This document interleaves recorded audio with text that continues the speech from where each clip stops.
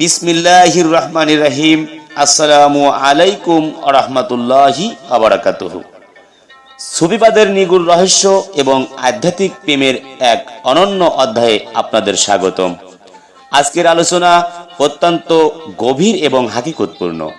কেন সুফিগণ বলেন আল্লাহ পাক খাতুনে জান্নাত মা ফাতেমাতুজ জোহরাকে মা বলে সম্বোধন এবং সিক্ত করেছেন, অথচ মাওলা আলীকে বাবা বলেননি? এর পেছনে লুকিয়ে থাকা আশারে খোদাই বা খোদা প্রেমের রহস্য আজ আমরা ধাপে ধাপে বিস্তারিত বিশ্লেষণ করব। সুফিবাদ কেবল বাহ্যিক ইবাদত নয়, এটি হলো অন্তরের ইবাদত। মহান আল্লাহ পাক পবিত্র কোরআনে বলেছেন, আমি মানুষের শাহরগের চেয়েও নিকটবর্তী। এই নিকটবর্তীতার কারণেই সম্পর্কের নামগুলো সেখানে জাগতিক সীমানা পেরিয়ে আধ্যাত্মিক রূপ নেয়। নবী করিম সাল্লাল্লাহু আলাইহি সাল্লাম বলেছেন, মা ফাতেমা আমার কলিজার টুকরা।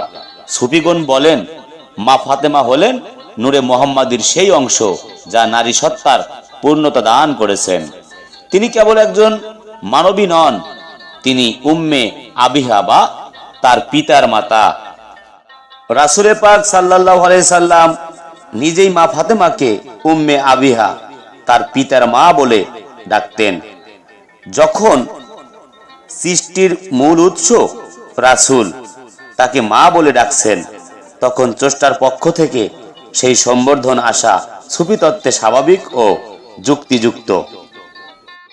সুফি মতে মা কোনো লিঙ্গবাচক শব্দ নয়, বরং এটি হলো আসল বা উৎসের প্রতীক। সৃষ্টির মূলে রহমত, আর এই রহমতের দরিয়া হলেন মা ফাতেমা। আল্লাহ তার সৃষ্টির মমতা ও দয়াকে সম্মান জানাতেই এই রূপক বা আধ্যাত্মিক সম্বর্ধন ব্যবহার করেছেন। মাওলা আলী আলাইহিস সালাম হলেন বাবুল ইলেম বা জ্ঞানের দরজা। তিনি হলেন নফস এ রাসূল। বাবা সম্বর্ধন করলে সেখানে এক ধরনের দূরত্ব সৃষ্টি হয়, কিন্তু আলী ও আল্লাহর মধ্যে সুফি মতে সির বা গোপন সংবাদের এমন মিলন যে সেখানে কোনো মাঝখানের পর্দা থাকে না। সূরা নূরের ৩৫ নম্বর আয়াতে আল্লাহর নূরকে একটি মিশকাত বা চেরাগদানির সাথে তুলনা করা হয়েছে। আরিফগণ বলেন, এই চেরাগদানি হলেন মা ফাতেমা, যা নূরে মুহাম্মাদীকে ধারণ করে আছেন। হাদিস কুদসিতে আছে, হে নবী, আপনি না হলে আমি আসমান জমিন কিছুই সৃষ্টি করতাম না। সুফিগণ এর সাথে যোগ করেন, আর মা ফাতেমা না হলে আমি আপনাদের কাউকেই প্রকাশ করতাম না। অর্থাৎ প্রকাশের মাধ্যম হিসেবে তিনি মাতৃরূপে বরেণ্য। পৃথিবীতে যে কোনো মহাপুরুষ বা অলির আগমনের মাধ্যম হলেন মা। মা ফাতেমা হলেন 11 জন ইমাম ও কোটি কোটি অলি আউলিয়ার জননী। তাই আল্লাহ তাকে সৃষ্টির আধ্যাত্মিক জননী হিসেবে মর্যাদা দিয়েছেন। মাওলা আলী আল্লাহর সিংহ।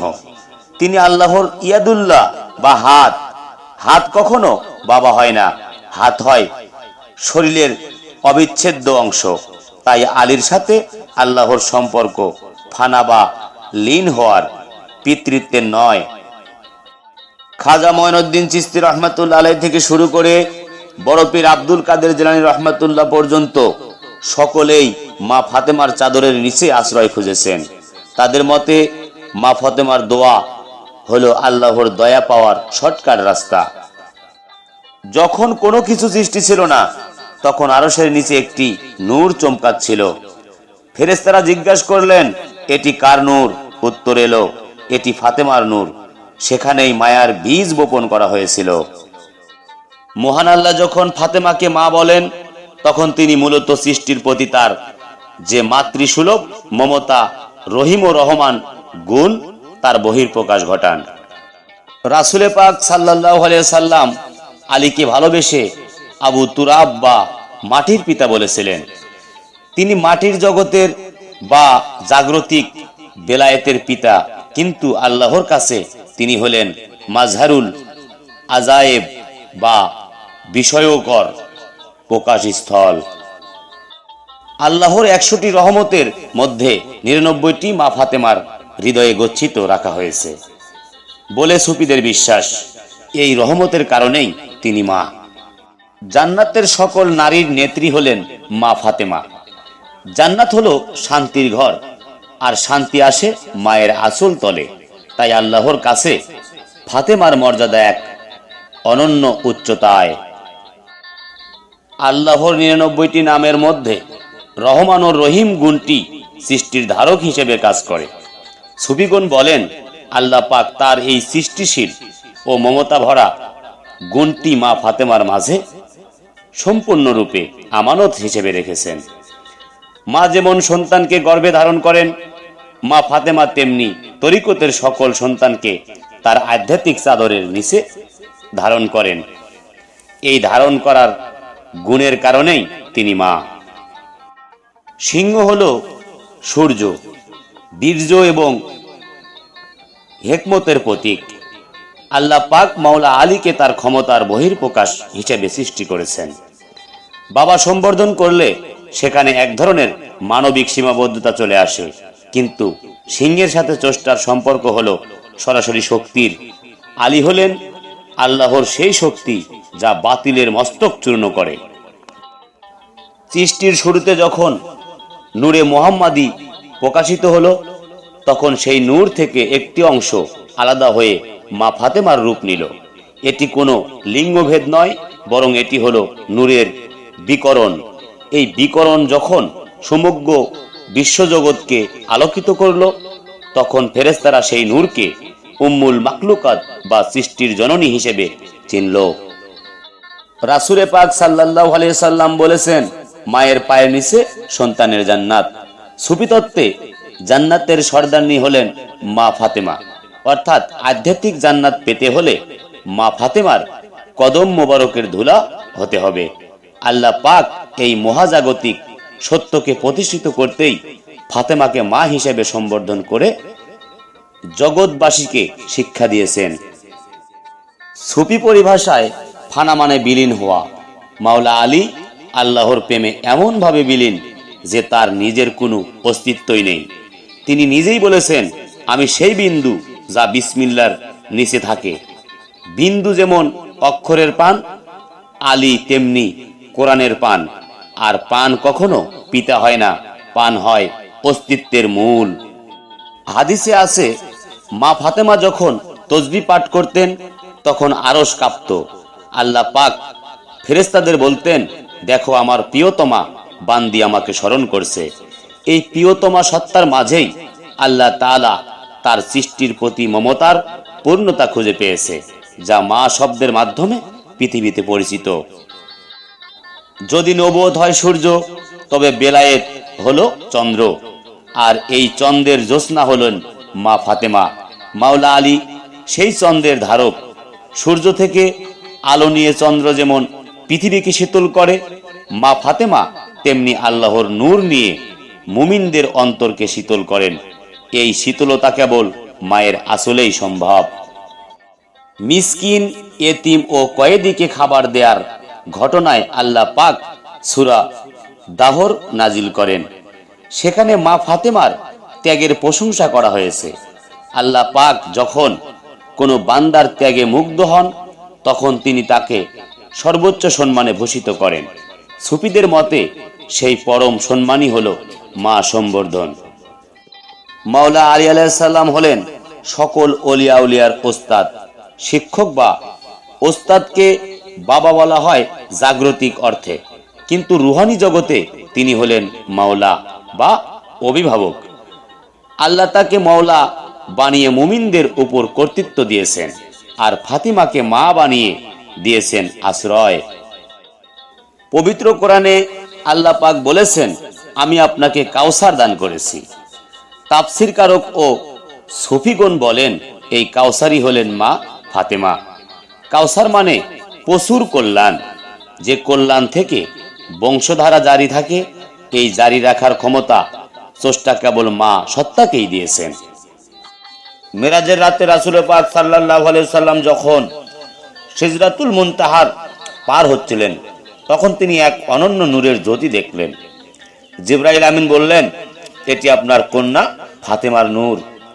সৃষ্টির ঊর্ধ্বে যার অবস্থান, স্রষ্টা তাকে নিজের সৃষ্টির পরম মমতায় মা বলেন, এটাই তার প্রেমের দাবি। মাওলা আলী হলেন রাসূলের চরিত্রের প্রতিচ্ছবি। তিনি আল্লাহর আদেশে রাসূলের বিছানায় শুয়ে নিজের জীবন উৎসর্গ করেছিলেন।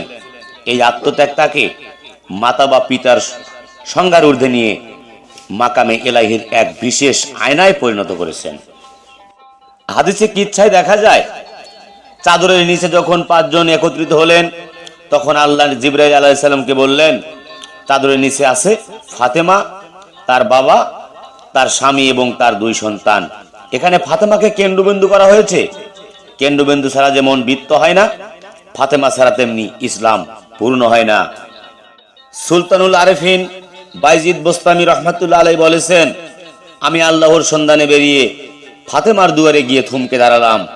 দেখলাম সেখানে স্বয়ং খোদা তাআলা তার কুদরতি হাত দিয়ে ফাতেমার চোখের পানি মুছিয়ে দিচ্ছেন। এই মমতার সম্পর্কই হলো মা ফাতেমার হাকিকত। লা ফাতা ইল্লা আলী, লা সাইফা ইল্লা জুলফিকার।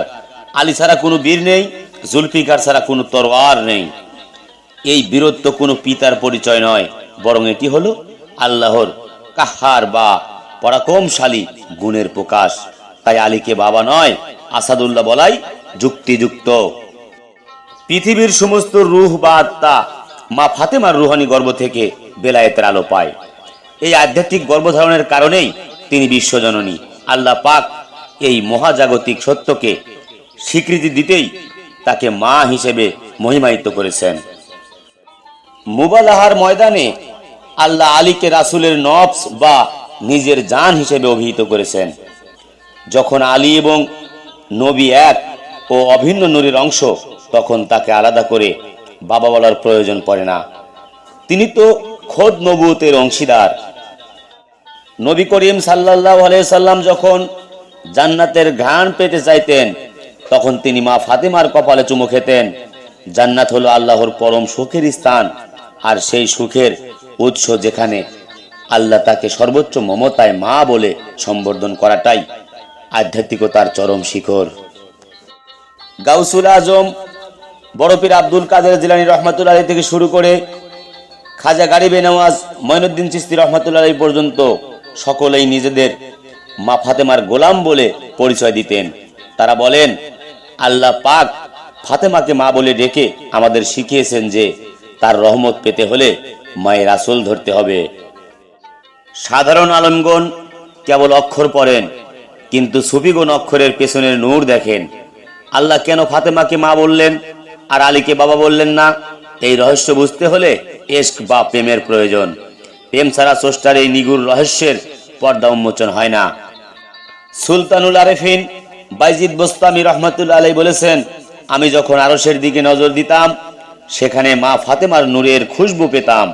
আল্লাহ পাক ফাতেমাকে মা বলে ডেকে জগৎবাসীকে বুঝিয়ে দিয়েছেন যে আল্লাহর ওলি হতে হলে আগে মা ফাতেমার নূরের আঁচল ধরতে হবে। রাসূল পাক সাল্লাল্লাহু আলাইহি সাল্লামের বিখ্যাত হাদিস, আমার আহলে বায়াত হলো নূহ নবীর কিস্তির মতো।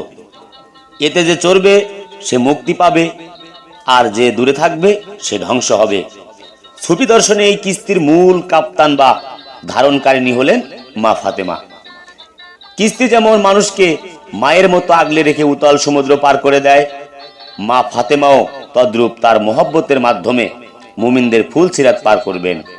এই মাতৃসুলভ রক্ষা কবজের কারণেই তিনি আল্লাহর কাছে মা হিসেবে স্বীকৃত। মুবালাহার ময়দানে আল্লাহ পাক মাওলা আলীকে রাসূলের নফস বা নিজের জান হিসেবে অভিহিত করেছেন। যখন আলী এবং নবী এক ও অভিন্ন নূরের অংশ, তখন তাকে আলাদা করে বাবা বলার প্রশ্নই আসে না। তিনি তো খোদা বা খোদ নবুয়তের অংশীদার এবং আল্লাহর ইয়াদুল্লাহ বা কুদরতি হাত। হাত যেমন শরীরের অবিচ্ছিন্ন বা অবিচ্ছেদ অংশ, মাওলা আলীও তেমনি খোদাই সত্তার এমন এক প্রকাশ যা পিতৃত্বের সংজ্ঞার অনেক ঊর্ধ্বে। আজকের এই বস্তুবাদী ও অশান্ত পৃথিবীতে মানুষ কেবল বাহ্যিক ইবাদতে শান্তি খুঁজছে, কিন্তু পাচ্ছে না। এর কারণ হলো হৃদয়ে আহলে বায়াতের ইশক বা প্রেম নেই। সুফিগণ বলেন, আল্লাহ কেন ফাতেমাকে মা বললেন আর আলীকে বাবা বললেন না? এই নিগুড় রহস্য বুঝতে হলে আগে নিজের নফসকে মারতে হবে। তরিকত এবং সুফিবাদের মাধ্যমেই কেবল এই আশারে খোদাই বা স্রষ্টার গোপন রহস্যের পর্দা উন্মোচন করা সম্ভব। পরিশেষে বলা যায়, আল্লাহ, রাসূল, আলী এবং মা ফাতেমাতুজ জোহরা, এই চার সত্তার নুরানি মিলনই হলো কায়নাতের আসল রহস্য।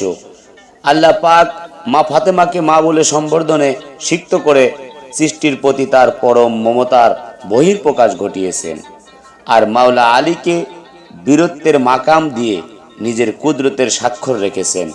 এই আলোচনা কেবল তাত্ত্বিক নয়, এটি হৃদয়ের উপলব্ধি। যারা এই এশকের সাগরে ডুব দেবে তারাই কেবল প্রকৃত হাকিকত খুঁজতে পারবে। হে সত্য পিয়াসী মুমিন মুসলমান ভাই ও বোনেরা, আজকের এই সুগভীর আলোচনা থেকে আমরা বুঝতে পারলাম যে বেলায়েতের পথে হাঁটতে হলে আহলে বায়াতের প্রতি নিঃস্বার্থ ভালোবাসা এবং একজন কামেল মুর্শিদের দিক নির্দেশনা অপরিহার্য। আত্মার পরিশুদ্ধি এবং আল্লাহর প্রকৃত সান্নিধ্য পেতে হলে আপনাকে অবশ্যই একজন হক্কানি পীরের কাছে বায়াত গ্রহণ করতে হবে। আমাদের চিশতিয়া দরবার শরীফে এসে এই নুরানি সিলসিলায় শামিল হওয়ার জন্য আপনাদের উদাত্ত আহ্বান জানাচ্ছি। মনে রাখবেন, পীর ছাড়া এই পথ চলা অসম্ভব। সুফিবাদের নিগুড় রহস্যগুলো আরও বিস্তারিতভাবে জানতে এবং মা ফাতেমা ও মাওলা আলীর শান সম্পর্কে গভীর জ্ঞান অর্জন করতে আমাদের কাছে বিশেষ সুফিবাদ ও তরিকত বিষয়ক বই পাওয়া যায়। আপনার এই বইটি সংগ্রহ করতে আজই যোগাযোগ করুন চিশতিয়া দরবার শরীফ। চিশতিয়া তরিকার প্রসার এবং দ্বীনি খেজমত দেওয়ার লক্ষ্যে আমাদের সুফি সেবা ফাউন্ডেশন নিরলস কাজ করে যাচ্ছে। এই মহৎ কাজের অংশীদার হতে এবং তরিকার উন্নয়নে শরিক হতে ফাউন্ডেশনের সদস্য হওয়ার জন্য আপনাকে জানাচ্ছি আমন্ত্রণ। এই আধ্যাত্মিক সত্যগুলো সারা বিশ্বে ছড়িয়ে দিতে আমাদের চ্যানেলটি সাবস্ক্রাইব করুন এবং ভিডিওটি ভালো লাগলে লাইক দিন এবং শেয়ার করুন, যাতে অন্যরা এই হাকিকত জেনে ঈমান তাজা করতে পারে। আল্লাহ আমাদের সবাইকে আহলে বায়াতের গোলাম হিসেবে কবুল করুন, আমিন। সবাই ভালো থাকবেন, সুস্থ থাকবেন। হয়তো আবারও নতুন কোনো ভিডিও নিয়ে আপনাদের মাঝে হাজির হব। খোদা হাফেজ। জয় গুরু, জয় হোক পাক পাঞ্জাতন, আহলে বায়াত ও বিশ্ব মানবতা।